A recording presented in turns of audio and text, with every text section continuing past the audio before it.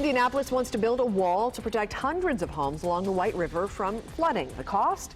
$66 million. Good evening, everyone. I'm Brooke Martin. And I'm Mike Barrs. The homeowners aren't even sure they want the added protection. The Rocky Ripple Town Council will discuss the proposal tonight. News 8's Richard Essex joins us with what's at stake. Richard?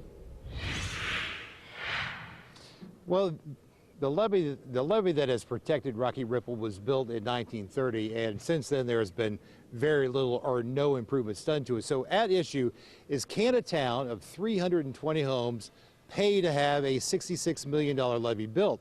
Some people are saying no, and they say if the levee is built, they're going to have to leave.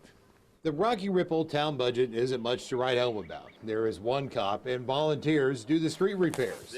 Currently, you can't build anything in here on any vacant lot because, one, it's in the floodplain, and two, we don't have sewers. The town sits in a floodplain, which is why the city of Indianapolis hasn't run sewer lines to the area. The proposed wall is represented by this mock-up in Whit Overstreet's backyard.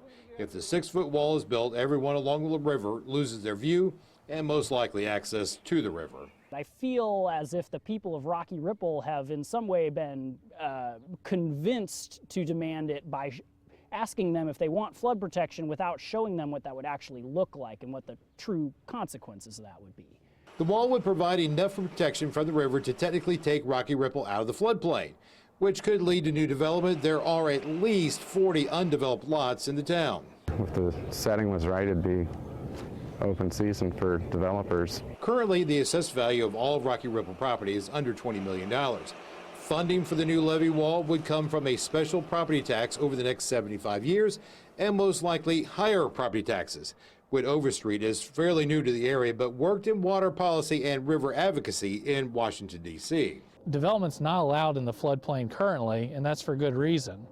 And it really should be left that way. No matter what sort of flood protection measure does come our way, if any, it really isn't appropriate to promote additional development. The group that we talked to earlier, some of them work in the building trades, and they have done some estimates on what it would cost to have all 320 houses in Rocky Ripple put up on stilts, and it comes to just under $20 million. So they are, again, questioning the $66 million price tag for the wall. Now, before this is approved, it has to go through several steps of bureaucracy. Some of them, before it becomes official, it has to go to the city council and then to the mayor. In Rocky Ripple, Richard Essex, Wish TV, News 8.